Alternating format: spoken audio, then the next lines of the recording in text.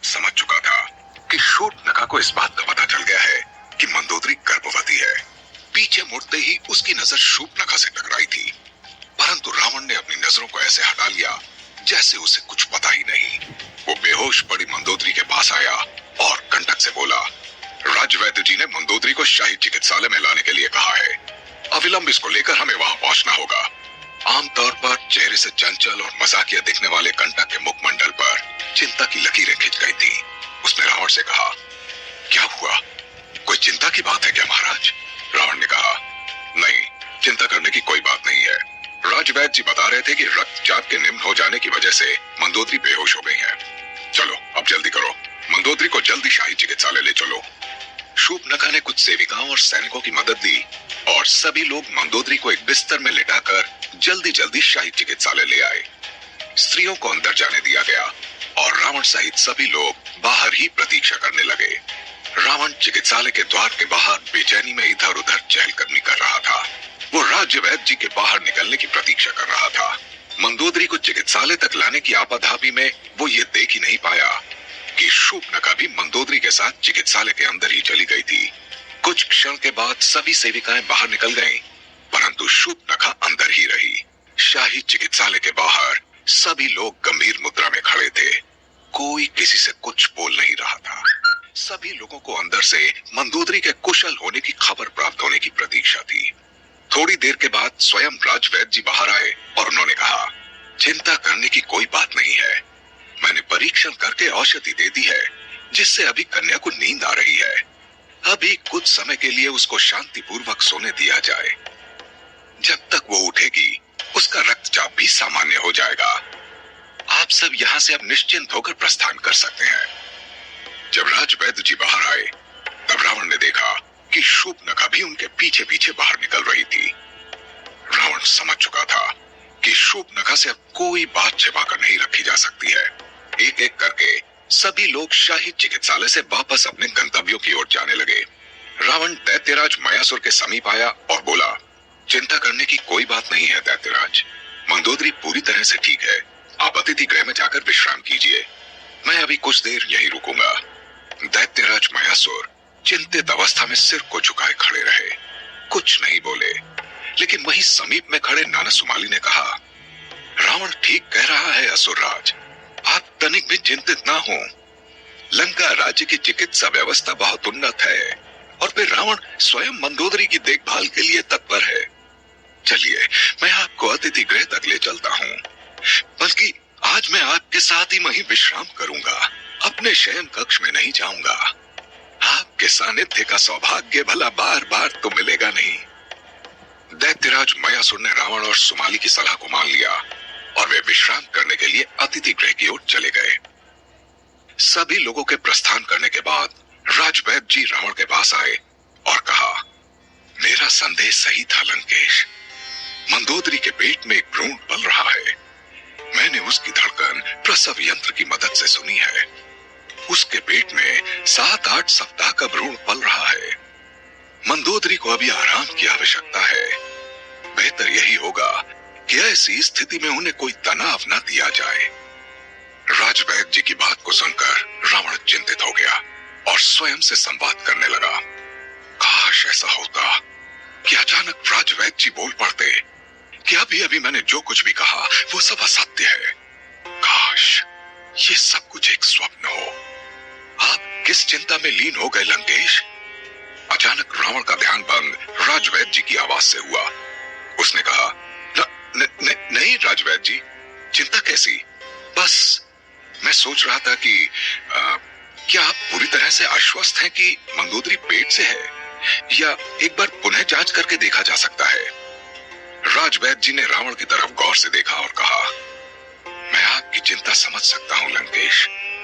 यौवन के बहाव में कभी कभी इस प्रकार का पड़ाव आ जाता है, परंतु आपको मैं बताना चाहता हूं कि मेरे द्वारा किए गए परीक्षण में कोई त्रुटि नहीं है।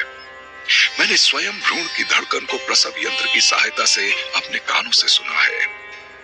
इतना कहते ही राजवैद्य जी ने शूर्पणखा को आवाज दी, शूर्पणखा, थोड़ी देर के लिए आप बाहर आइए पुत्री। जब शूर्पणखा शाही चिकित्सालय के अंदर से द्वार पर आई, तब राजवैद्य जी ने कहा, आप शूर्पणखा से पूछ लीजिए लंकेश, मैंने उसको भी प्रसव यंत्र से भ्रूण की धड़कन को सुनवाया था। शूर्पणखा ने कहा, हाँ भैया, ये सत्य है कि मैं बुआ बनने वाली हूँ। मंदोदरी के शरीर से दो दो हृदयों के धड़कने की ध्वनि सुनाई दे रही है, एक उनकी और एक उनके गर्भ में पल रहे भ्रूण की। रावण ने हैरान होकर शूर्पणखा से कहा, क्या क्या बोला तुमने?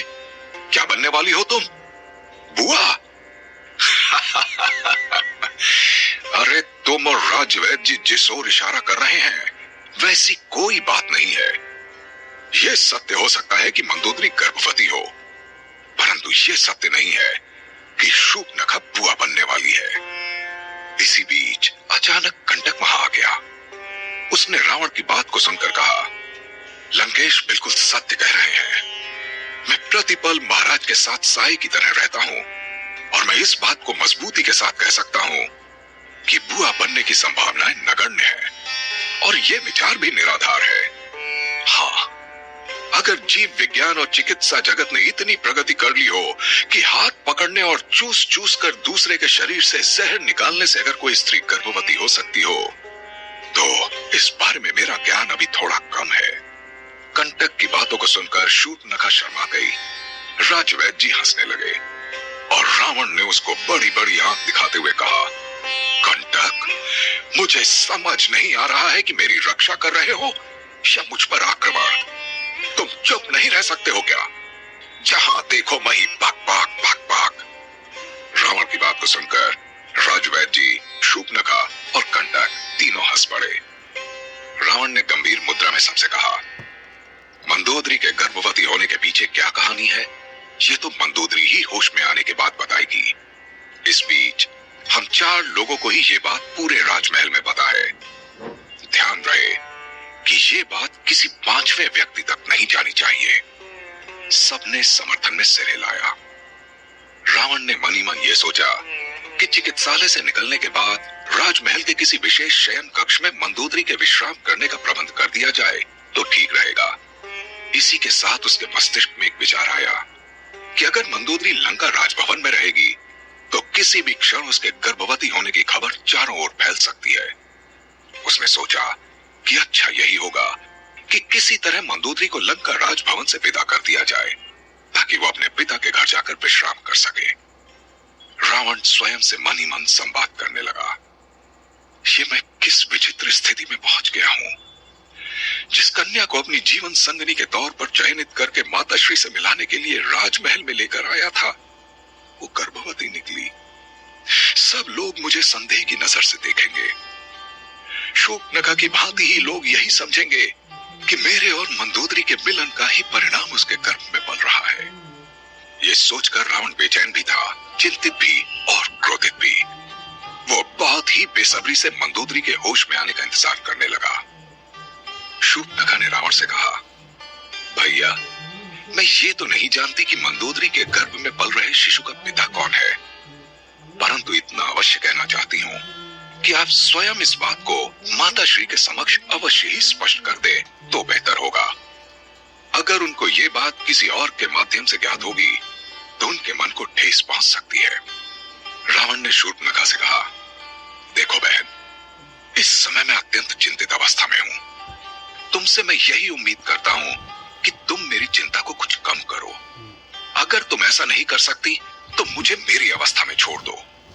शूर्पणखा ने कहा, मैं आपकी मन स्थिति को समझ सकती हूं भैया। रावण और शूर्पणखा बातें कर रहे थे, तभी अचानक किसी स्त्री की आवाज रावण के कानों में पड़ी, पानी, पानी।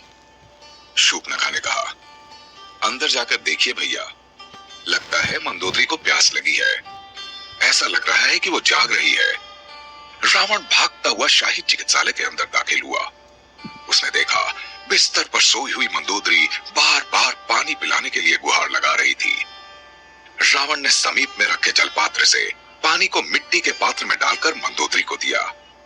पानी पीने के बाद वो अपने बिस्तर पर उठकर बैठ गई और उसने अपनी आंखें खोल दी।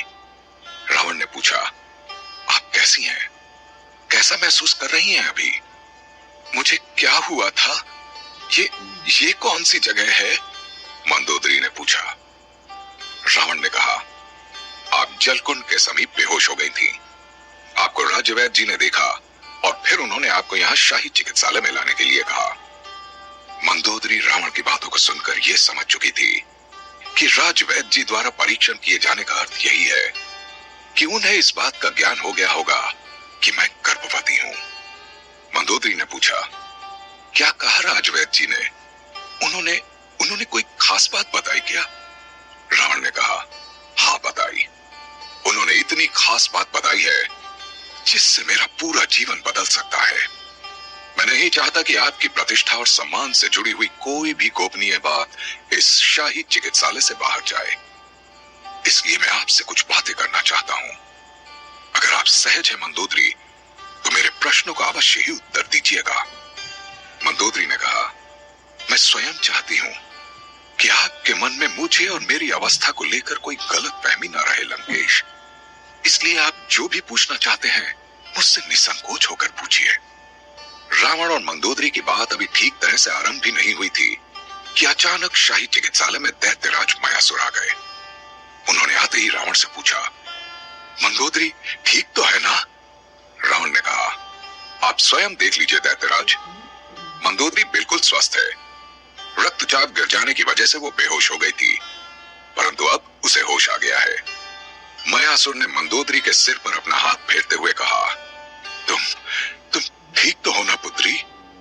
मंदोदरी ने कहा, हाँ पिताश्री, चिंता की कोई बात नहीं है।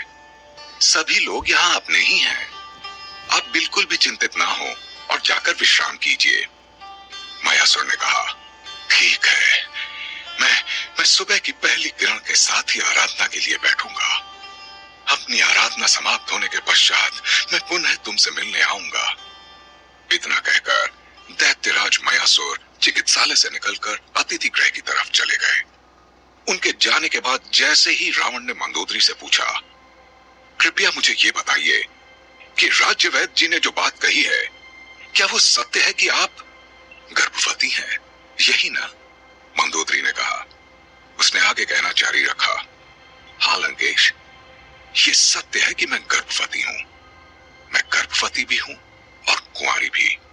जब आपने मुझे दुष्ट भीष्मासुर के चंगुल से मुक्त करवाया था, तब यही बात मैं आपको वन में बताना चाहती थी, परंतु आपने यह कहकर सुनने से इनकार कर दिया था कि जिसकी पिछले जन्म से अब तक की कहानी मैं जान चुका हूं, उसके जीवन से जुड़ी और कोई बात मुझे नहीं जानना है। रावण ने मंदोदरी की तरफ हैरानी से देखते हुए पूछा, साफ साफ बताइए मंदोदरी कि आप गर्भवती भी हैं और आपका कौमार्य भी कायम है। ये भला कैसे संभव हो सकता है? मंदोदरी ने कहा, यहां बैठिए लंकेश, मैं आपको अपने गर्भ धारण की पूरी कहानी सुनाती हूं।